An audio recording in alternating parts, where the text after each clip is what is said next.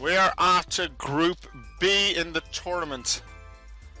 We're going to find out who in Group B will be advancing to that second stage of the tournament, starting with a match in Neon Coliseum. But before we look at the match, let's first take a look at the group and what the permutations are of who will move on and what they have to do for it. Kimono currently leads the group with 6 points, as they have won against both Auke and Rens. Rens is second in the group with 3 points, having won against VanGrants back in round 1. Auke and VanGrants both have just a single point for a tie. They have both lost once before, once to Rens, once to Kimono, and they've tied against each other in the second round. Auke is up against Rens. If Auke beats Rens, and therefore Rens loses, Auke will gain 3 points, he'll be at 4, Rens will be at 3. He has a chance to move on. Although if VanGrants then also wins against Kimono in his case, they will tie on points, but then the first tiebreaker will come in, where currently VanGrants has a 1 point advantage.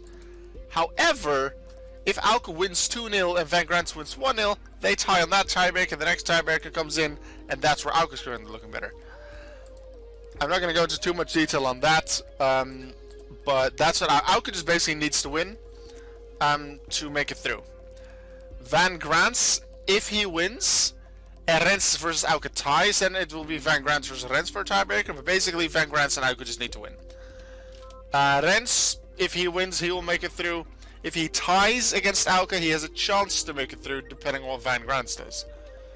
Kimono is certainly through already, with their double win. So Kimono is just trying to get another win for honor, but also to make sure that they get first place in the group. That's basically the permutations. We're going to start off with VanGrants versus Kimono. Can VanGrants, leader of the Oracle Knights, get their first victory? Or will they be the first person in the tournament to be knocked out without a single win? Sure, they have a point. It's not like they will have lost everything, but they haven't won. VanGrants with Largo, Dist, Arietta, Legretta, Sink, and Ash. And Kimono with their evolution team, Vapopo, Prickle, Boosty, Unity, Eternal, and Snowpoint. Kimono has a 2-0 win and a 1-0 win. Let's see what will happen to them this time. Let's go. To decide VanGrants' fate. Kimono will still give it her all to give everyone else a fair shot at making it through to the next round, and also she just wants to win the group. Absol, Roserade versus Vaporeon and Jolteon.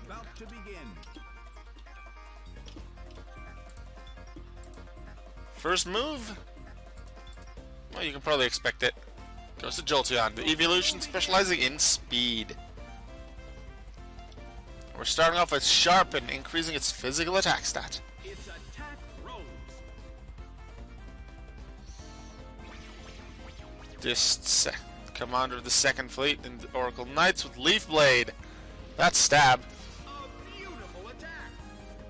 Keeps its arms crossed and only does this, like as if it's like cross poison or X Scissor, which I think is a cool move. Astonish from Absol. Bit of damage of a Popa. Absol has good physical attack.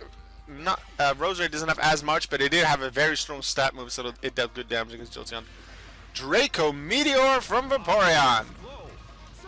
Big damage, well over half HP, so that's a move that Kimono will be happy with. It does halve, effectively halve the special attack stat of Vaporeon. I specifically say effectively half because at the moment 2 stages of special attack drop does mean halved. Although if there would be other increase or decrease, it wouldn't be halved. Prickle now Growth, increasing its special attacks. That's an attack and a special attack increase on Prickle's side. Here comes Roserade. Will we see another Leaf Blade or strong move on Jolteon? Or is it going to be aimed No, it's actually Poison Jab. Another stab move. Slightly weak. Actually, this generation might be slightly stronger than Leaf Blade, because Leaf Blade started at 70 then became 90. I'm not sure if that was Gen 4 or 5. But either way, it's very strong. And Jolteon's poison, so it may go down by the end of the turn, or just survive. Force Bomb, slightly stronger physical move than Astonish of Vaporeon. Doesn't get paralyzed. Vaporeon uses Sunny Day, which I think Dist has Poison Point as the ability. It doesn't have Chlorophyll, so then that doesn't matter. Jolteon, yeah, it does survive the poison, but it's on a timer, and if nothing special happens, it will go down this turn. Let's see what. Once we're here, we can see, yeah, Dist has Poison Point as the ability. No Chlorophyll. Actually, it doesn't get Chlorophyll. It's Poison Point or Natural Cure. Prickle with Dream Eater, but it doesn't work if the others are asleep.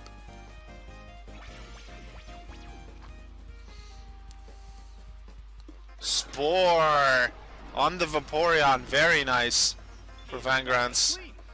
Like, I really like VanGrants, and I would love to see VanGrants move on due to the theming of the team. But if VanGrants wins, then that gives Auka a lot less chance to move on. Or I guess if Auka would lose against the Reds anyway, then I want VanGrants to win. But then again, if Auka loses, then the Reds moves on instead of VanGrants. So Jolteon's down. Lead to VanGrants.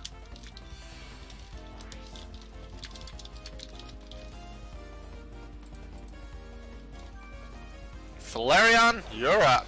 Flareon is sent out.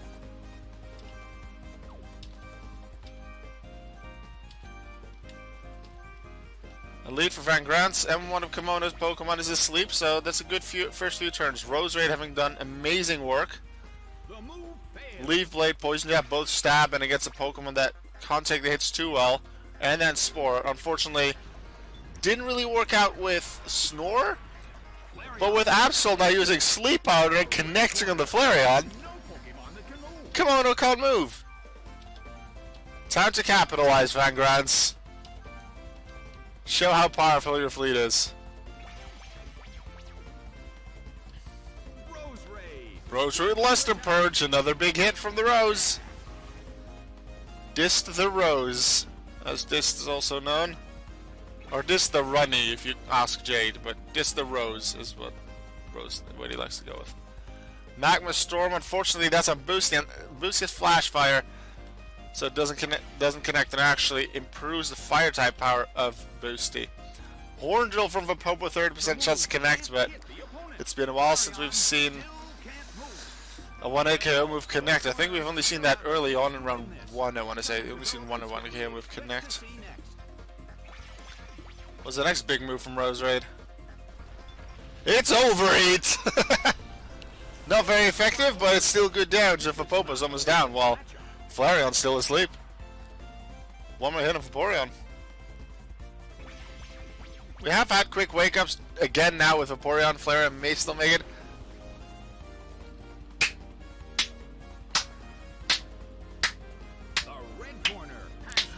So let's see what the HP stat is. Okay, Largo has 54 HP. This would have been way better for it if it was at max HP, because we learned that thing in round 2, because it was a team with a Marowak, where Marowak used Imprison.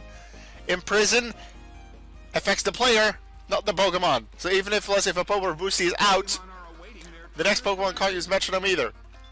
However, it's permanent for as long as the user of Imprison is on the field. If Largo is switched out due to its own U-turn, or if it's KO'd due to any reason, that's when Imprison ends. So if this would have been the one to use Imprison, it would have been a lot harder for Kimono to do anything, because it would take a lot longer for this to take out. So Kimono just to hope Vaporeon Boosty hit Largo with your struggles to end that Imprison, because otherwise we're going to go down.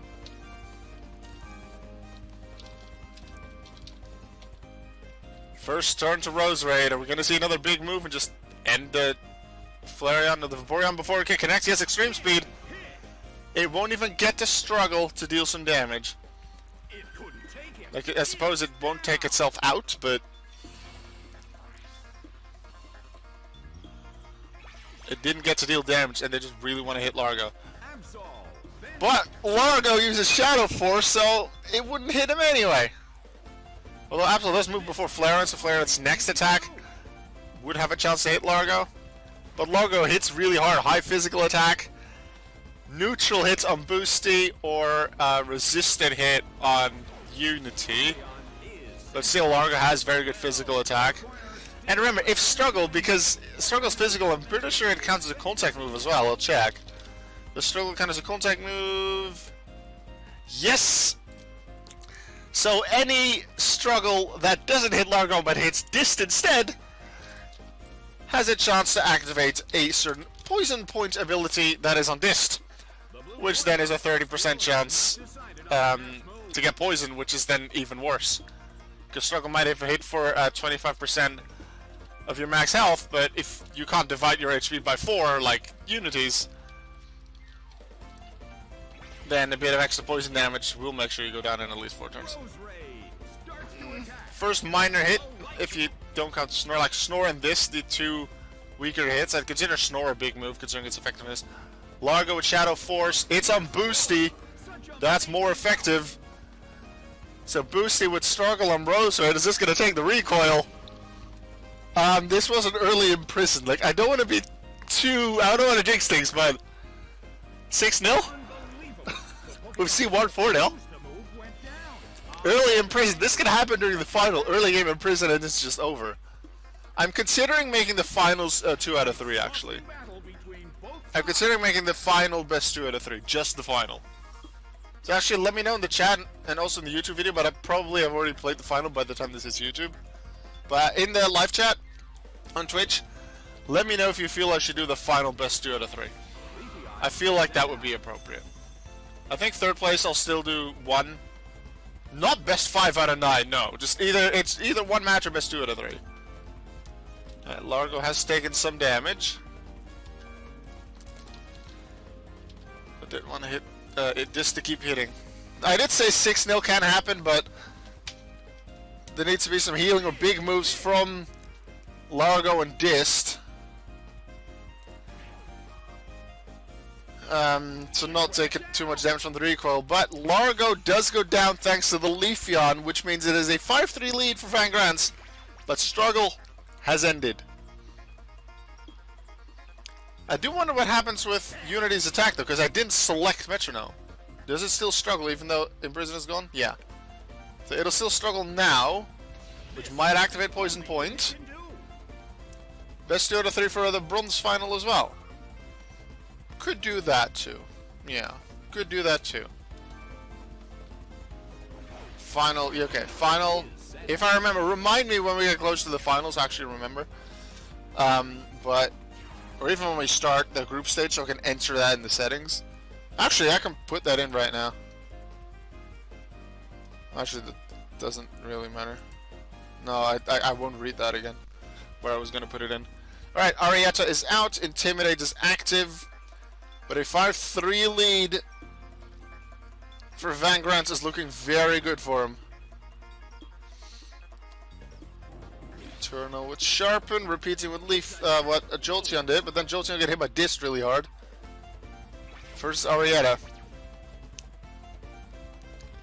Arietta with a Super Fang, that's a big hit on Umbreon. Umbreon isn't at full health, it was just about half, but still it's a decent hit. Ignores the good defenses that Umbreon has.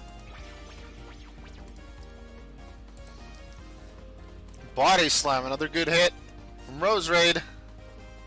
Oh, even takes a bow before the attack. Can't quite take out the Umbreon, but it's one small hit away from being taken out. Needle Arm. And lowered physical attack, and it would have been a resisted move on both Pokemon. I suppose it's better in that case to hit Arietta than Dist, because slightly more damage, but also no chance for Poison Point to activate. What's Eternal going to do with that attack boost? Well, we won't know yet, because Arietta's move is first.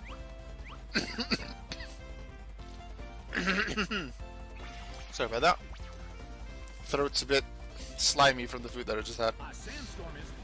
Sandstorm, well that's the end of Umbreon, even if it doesn't get hit. Dist, Sludge Bomb on Leafeon, go. Pursuit, but it's on Leafeon, so probably good.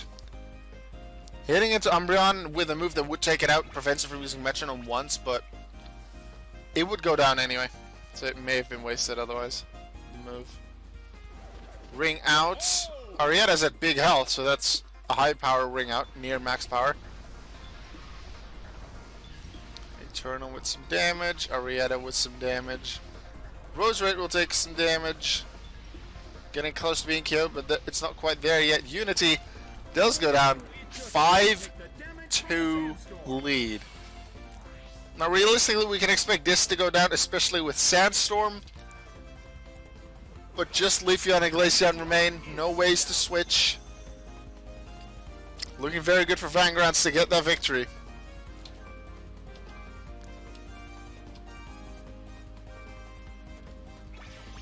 In a way, Rens would like to see Kimono win, because that gives Rens a higher chance of making through to the next round. Snowpoint is indeed a city. Snowpoint City is where the it's the 7th gym is, the Ice type gym in Generation 4. And it's the closest city to where the Ice Rock is in Sinnoh in the 4th generation games, and the Ice Rock is where you can evolve Glaceon. I think Leafeon, I called it Eternal, based on Eterna City, which is close to Eterna Forest, where the Moss Rock is, which you need to evolve Eevee into Leafeon.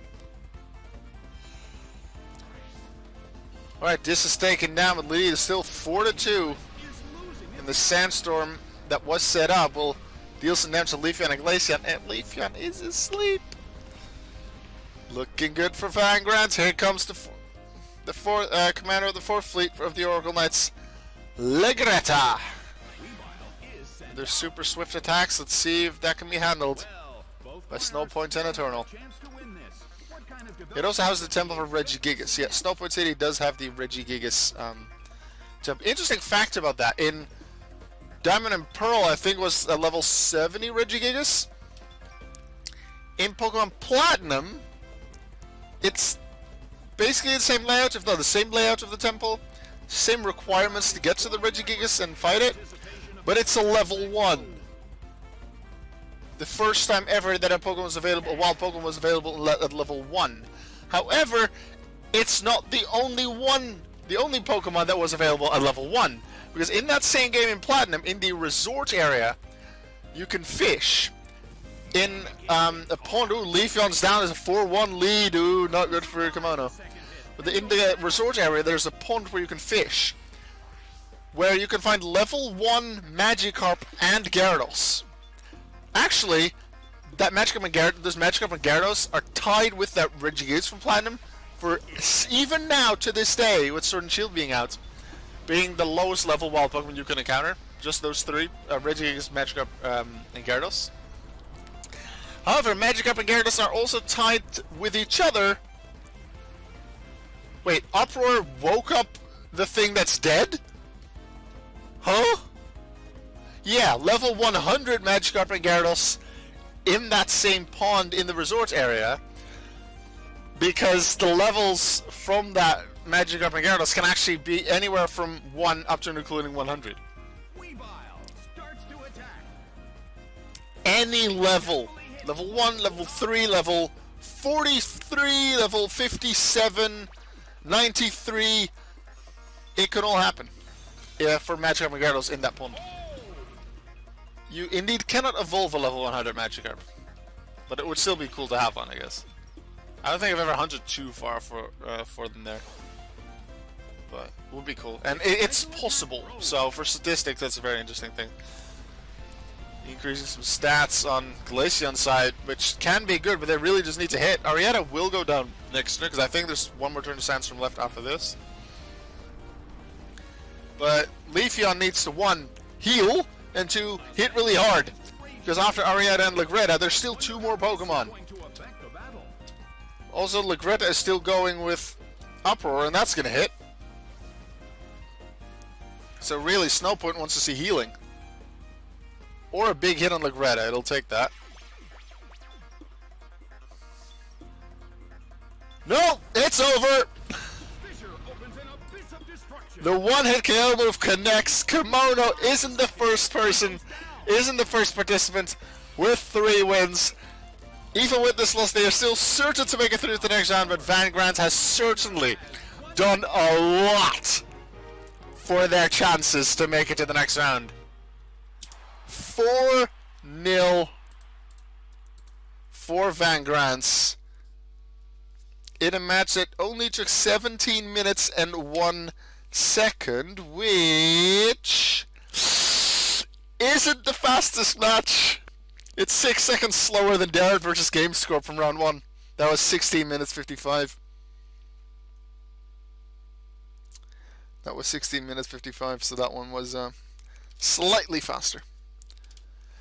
This doesn't effectively eliminate Auka from the tournament. However, I think what you mean is it does lower the chances of him.